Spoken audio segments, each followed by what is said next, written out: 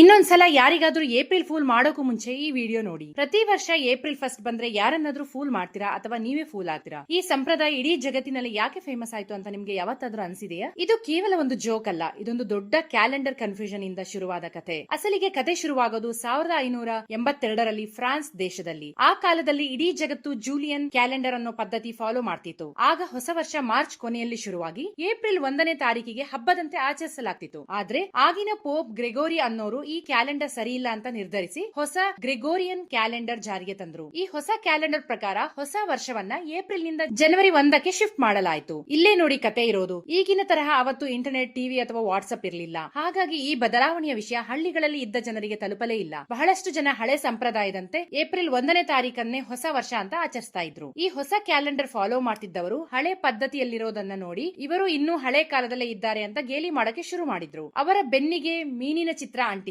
April fish ಅಥವಾ April fools ಅಂತ ಕರೆದು ಕಾಲೆಳೆಯೋಕೆ ಶುರು ಮಾಡಿದ್ರು. ಕಾಲಕ್ರಮೇಣ ಈ ತಮಾಷೆ ಫ್ರಾನ್ಸ್ ನಿಂದ ಇಡೀ ಯುರೋಪ್ಗೆ, ಅಲ್ಲಿಂದ ಇಡೀ ಜಗತ್ತಿಗೆ ಹರಡಿತು. ಈಗ ಈ ಏಪ್ರಿಲ್ ಫೂಲ್ ಕೇವಲ ಒಂದು ತಮಾಷೆ ದಿನವಾಗಿ ಉಳಿದಿದೆ. ಸೊ ಇನ್ಮೇಲೆ ಯಾರನ್ನಾದ್ರೂ ಫೂಲ್ ಮಾಡೋಕೆ ಮುಂಚೆ ಈ ಕತೆ ನೆನಪಿರಲಿ. ಈ ಇಂಟ್ರೆಸ್ಟಿಂಗ್ ವಿಷಯನ ನಿಮ್ ಫ್ರೆಂಡ್ಸ್ಗೂ ಶೇರ್ ಮಾಡಿ ತಿಳಿಸಿ. ಪೂರ್ಣಿಮಾ ಡೈರೀಸ್ ಫಾಲೋ ಮಾಡಿ.